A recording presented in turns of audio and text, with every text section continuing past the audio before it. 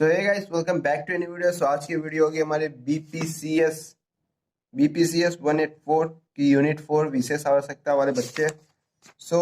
भारत में दिव्यांग बच्चे। तो देखो, दिव्यांगता एक ऐसी परिभाषा दे पाना जिस पर कोई टिप्पणी ना हो संभव नहीं लगता।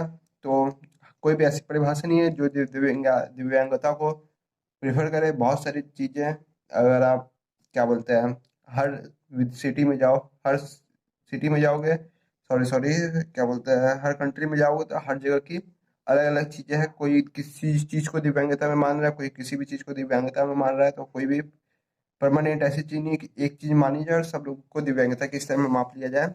कई सारे लोग भारत में दिव्यांग नहीं है, लेकिन विदेश विदेश जाते तो वो दिव्यांगता में आ जाते हैं। तो कुछ चीज़ें होती है जिसका अर्थ आप लोग को जान लेना चाहिए। तो पहली चीज होती है बाधिता का अर्थ क्या होता है। शारीरिक, मानसिक या शारीरिक संरचना अथवा कार्य प्रणाली से संबंधित कमी। इस कमी को दूर किया जा सकता है विशेष प्रकार के सहयोगी तथा उपकरणों से। ऐसी कमी दूर हो सकती है और व्यक्ति को दिव्यांगता या अपंगता होने से बचाया जा सकता है। ठीक है।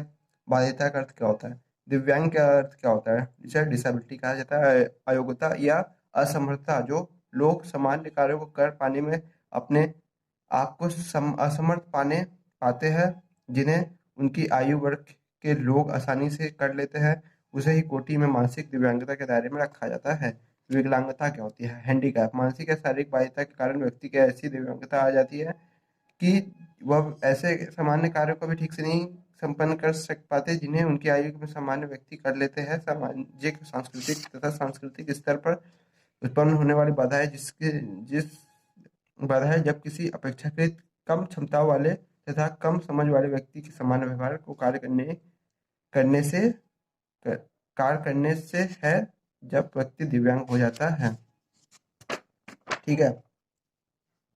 तो विशेष आवश्यकता वाले बच्चों के अलग अलग स्कूल्स होते हैं, उनको सबसे पहले एक चीज सामान्य कार्य करने की विधि सिखाई जाती है अलग अलग तरीकों से। तो बहुत सारे स्कूल हैं हर जगह, बड़े बड़े अब सिटी में स्थापित हो रही है, और उनका दूसरों के साथ कैसे संबंध करना है, कैसे बात करनी है, कैसे उन कमियों को दूर करना है जो उनमें है, वो किस तरीके से अलग अलग तरीकों से वो चीज़ें कर सकते हैं। जिनके हाथ नहीं, वो पैर से भी लिखते हैं। जो राइट हैंड है, जो लेफ्ट हैंड में कोई उंगली की कमी है, उनको उन हाथों से कुछ क्रियाएं करने, और कैसे कि वो किसी चीज़ को कर सकते हैं, कैसे वो वार्तालाप कर सकते हैं, कैसे वो डिज़ाइन कर सकते हैं, और किस तरीके से वो पढ़ सकते हैं। जो बाधित होता है, दृष्टि बाधित होता है, जिनको आँख से दिखाई नहीं देता, उनको अलग अलग तरीके से पढ़ना, सुनाई देना, किसी बारीकी को पकड़ना, ये सब चीज़ें दिखाई समझाई जाती है। तो दिव्यांगता के कई सारे प्रकार होते हैं। अंधापन, कमजोरी दृष्टि, कुष्ठ कुष्ठ रोग, पीड़ित रोग, श्रवण बाधित, गति विषयक दिव्यांगता, बौनापन, बौद्धिक दिव्यांगता, मानसिक रोग, स्वप्ना पर स्वपरायणता, वक्रम विकार, प्रमस्तिष्क मांसपेशियां दुर्विकास, गंभीर स्नायु दोष, विशेष अधिगम आवश्यकताएं, मल्टीपल स्क्लेरोसिस, वाक एवं भाषा आवश्यकता, थैलेसीमिया और हीमोफीलिया, सिकल सेल रोग, बहुदिव्यांगता, अंधापन एवं श्रवण बाधित के साथ तेजाब से घायल व्यक्ति, पार्किंसन रोग। तो इसमें यह कुछ प्रकार होता है।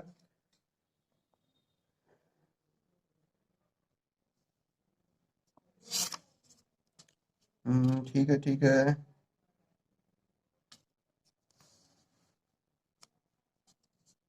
तो कुछ शब्द होते हैं जो पहले उपयोग किए जाते थे, लेकिन वर्तमान में क्या उन्हें कहा जाता है, उनको ध्यान से समझ लेना। विकलांग व्यक्ति जो होता है, उसको ऐसे विकलांग व्यक्ति नहीं कहा जाता है। लिखा रहता है आज के समय में दिव्यांग जन, जैसे ट्रेन विन के कोच पे लिखा रहता है। दृष्टिहीन व्यक्ति को दृष्टिहीन या अंधा नहीं कहा जाता है, दृष्टि बाधित व्यक्ति कहा जाता है।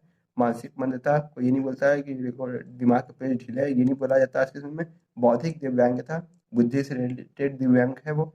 बाधित, जो सुनाई नहीं देता जिन्हें। श्रवण बाधित है वो। अपंग, जो शारीरिक बाध्यता होती है, वो अपंग शारीरिक बाध्यता कहलाती है, जो कि सही नहीं होता है। विशेष रूप से किसी को कर लगता है, उनके संवेगात्मक नुकसान होता है उनके बुद्धि को और उनके व्यक्तित्व को, तो उन शब्दों को थोड़ा सा बदल दिया गया।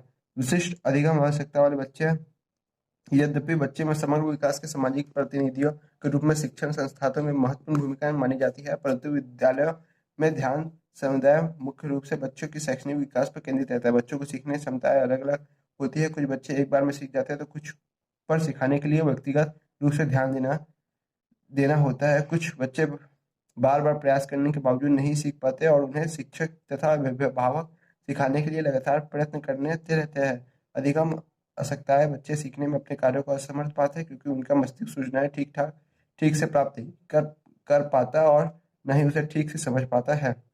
तो ये चीजें को आप रिलेट कर पाओगे अगर आपने तारे जमीन है पे पिक्चर देखी है तो। उसमें क्या होता है, वो बच्चा सब लोग एक ही क्लास में सीख रहे होते हैं लेकिन वो समझ नहीं पाता वो चीजों को। वो 2+3 करने में प्लेनेट 2 को पकड़ के 3 से भिड़ा देता था और फिर जो बच जाता था वो आंसर लिख देता था। तो किसी चीज को समझने के लिए भी बहुत आवश्यकता होती है कि क्या वो चीजें नॉर्मल है, लेकिन क्या वो सब बच्चों को समझ में आ रही है। इन चीजों को जो नहीं समझ पाता वो होते हैं विशिष्ट अधिगम आवश्यकताएं वाले बच्चे, जिन्हें विशेषतर एक एक्स्ट्रा टीचर की जरूरत होती है जो उनकी खामियों को दूर करके उनके अंदर की अच्छाई और अलग अलग स्किल्स को निखारे। ठीक है।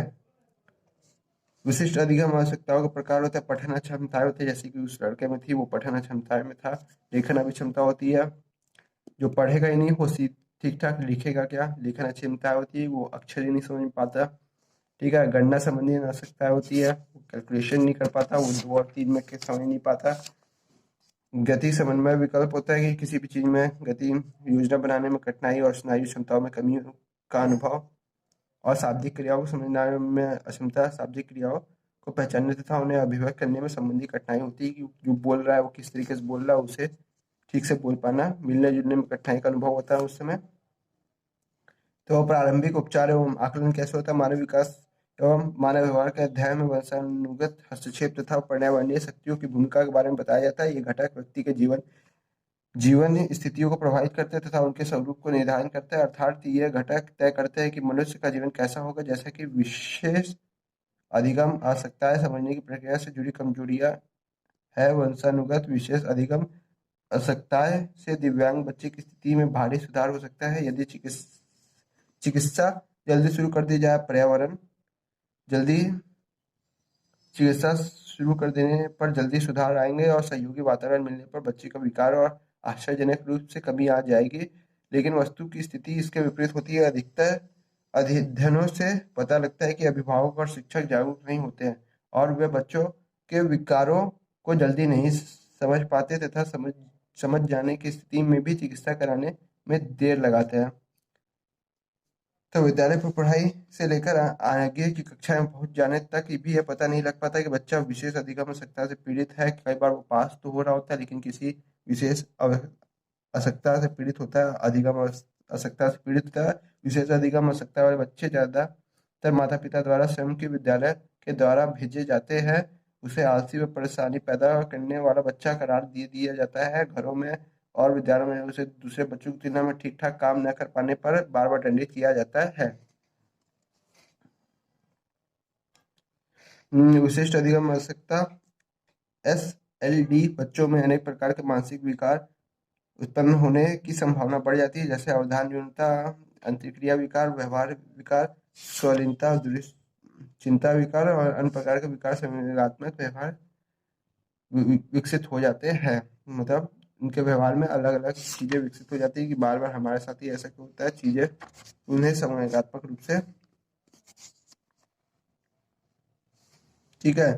तो समानता बुद्धि का मतलब सीखना की क्षमता। यदि इसकी एक अधिक व्याख्या की जाए तो बुद्धिमत्ता में अनुभव से सीखना तथा इस प्रकार प्राप्त ज्ञान को सीखने में सफलता प्राप्त करने के लिए उपयोग करना और नई नई परिस्थितियों के साथ संतुलन बनाए रखने की क्षमता प्राप्त करना बुद्धि के अंतर्गत आता है। बुद्धि बहुत लंबी चौड़ी चीज है। तो बौद्धिक दिव्यांगता स्तर का आकलन मतलब जो बौद्धिक रूप से जिनका खराब होता है, जिनका बुद्धि थोड़ा सा खराब होती है, उनका आकलन कैसे किया जाता है। तो वही IQ टेस्ट का लेवल लिया जाता है। निम्न सामान्य, तीव्र, अति तीव्र होते हैं। बुद्धि लब्धि का आकलन 50 से 70, 40 से 55 और फिर 25 से 40 और 25 से नीचे। तो इसमें कुछ होता है। ऐसे हम लोग एक बार कई टेस्ट होता है अलग अलग कई सारे जो टेस्ट होते हैं वो अलग अलग तरीके से होते हैं। ऊपर के टेस्ट में ये 140 के ऊपर को प्रतिभाशाली, 120 से 140 अति श्रेष्ठ, 110 से 120 श्रेष्ठ, 90 से 100 सामान्य, ये सब चीजें होती है।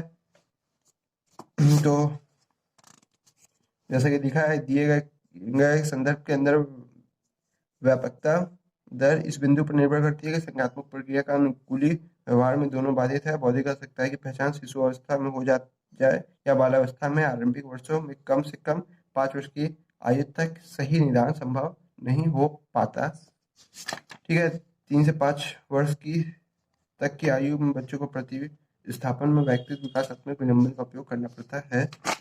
बहुत सारे टेस्ट यहाँ दिए हुए हैं जो भारत में जो अपने मानक के निम्नलिखित है। सलूगन फॉर्म 4, अलग अलग स्टैनफोर्ड, बहुत सारी चीज़ें होती है।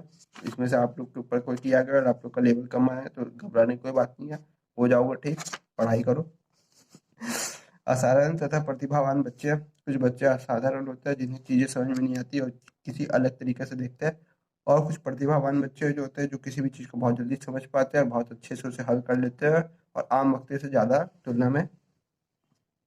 तो प्रतिभावान बच्चों के लिए क्या होता है, बहुत सारे टेस्ट रखे जाते हैं जिसमें जो स्कॉलरशिप टेस्ट होते हैं बहुत सारे होते हैं। क्लास में भी अच्छे अच्छे बच्चों को चुन करके भेजा जाता है, जैसे गवर्नमेंट को हमेशा अच्छे अच्छे बच्चे मिल पाए और वो उन्हें हमेशा हायर एजुकेशन करके गवर्नमेंट में या देश की सेवा के लिए तत्पर करे और अच्छे से अच्छी उनकी शिक्षा की व्यवस्था की जाती है।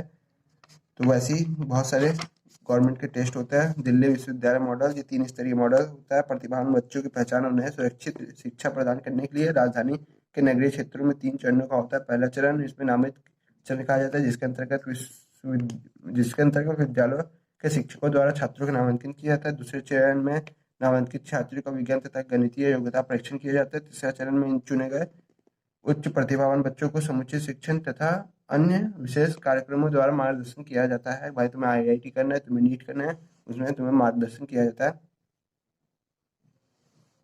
उसी देखो यही जो चीजें बताई गई थी, इंस्पायर अवार्ड मानक और राष्ट्रीय प्रतिभा खोज परीक्षा, प्रधानमंत्री इनोवेटिव लर्निंग, ओलंपियाड परीक्षा, प्रतिभावान शिक्षक योजना, नवोदय विद्यालय, बहुत सारी चीजें अपने अपने स्कूलों में भारत में चलाई जाती है।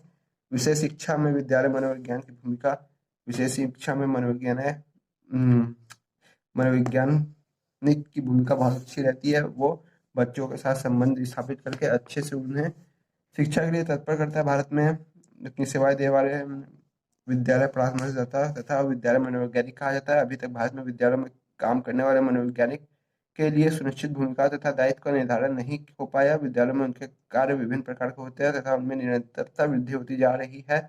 विद्यालयों के प्रधानाचार्य और प्रबंधकों की सोच पर निर्भर करती है कि वह विद्यालयों में अपनी सेवाएं देने वाले मनोवैज्ञानिक को क्या दायित्व सौंपे। ठीक है, जिन असामान्य बच्चों तथा कक्षा अधिगम कठिनाई होती है, वो विद्यालय मनोवैज्ञानिक उनके लिए अधिगम की सहयोगी पद्धति को तैयार करते हैं, किस प्रकार वो अच्छे से सीख पाए। कई सारे प्रैक्टिकल मॉड्यूल तैयार करते हैं, कई सारे क्या बोलते हैं नेचुरल मॉडल से भी सिखाते हैं। विद्यालय मनोवैज्ञानिक विशेष आवश्यकता वाले बच्चे के प्रति व्यक्तिगत शिक्षा योजना के विकास में महत्वपूर्ण भूमिका निभाते हैं, उन्हें अब पर्सनल केयर में रखते हैं। विशेष आकलन आवश्यकता वाले बच्चों की शिक्षा में तभी सुचारू रूप से संचालित किया जा सकती है जब शिक्षण तथा माता पिता दोनों में आपसी सहयोग हो। कि भाई जब सहयोग ही नहीं होगा, माता पिता अलग ही कहानी गा रहे हैं, वो अलग ही कहानी गा रहा है और बच्चा को कुछ समझ में ही नहीं आ रहा है। मनोवैज्ञानिक शिक्षकों तथा अभिभावकों के संपर्क साधते हुए इन दोनों के बीच परस्पर सहयोग की कड़ी को बनाए रख सकते हैं कि इस बच्चे को थोड़ा सा जरूरत है माता पिता के से संबंधित स्थापित करके किस तरीके से इसे पढ़ाना है, किस तरीके से इसे प्रैक्टिकल वाइज समझाना है और किस तरीके से आगे तौर पर और ले जाना है। ये नहीं कि माता पिता किताबी रूप में घुसे हुए वहाँ किसी और मेथड से पढ़ाई चल रही है। तो इन चीज़ों को समझना और एक साथ क्रम वाइज बना करके दोनों के बीच में कड़ी के रूप में वो लोग काम करते हैं। तो अच्छा रहा, कहानी खत्म हो गई और हम लोग यूनिट 5 की तरफ आ गए। तो किसी भी तरह को डाउट और प्रॉब्लम हुई है, कोई सुझाव देना हो तो आप कमेंट बॉक्स में कमेंट जरूर कीजिएगा, और ये आपका हक है और हम कहेंगे जरूर से जरूर किया कीजिए। और किसी भी तरह की कोई पर्सनल क्वेरी या प्रॉब्लम हो तो आप डिस्क्रिप्शन बॉक्स में दिए हुए किसी भी एक लिंक पर मुझे मैसेज कर सकते हैं। So guys, thank you for watching. मिलता है नेक्स्ट लेवल के नेक्स्ट वीडियो में। जाते जाते चैनल को लाइक और वीडियो को सब्सक्राइब करते जाइएगा। Tata bye bye.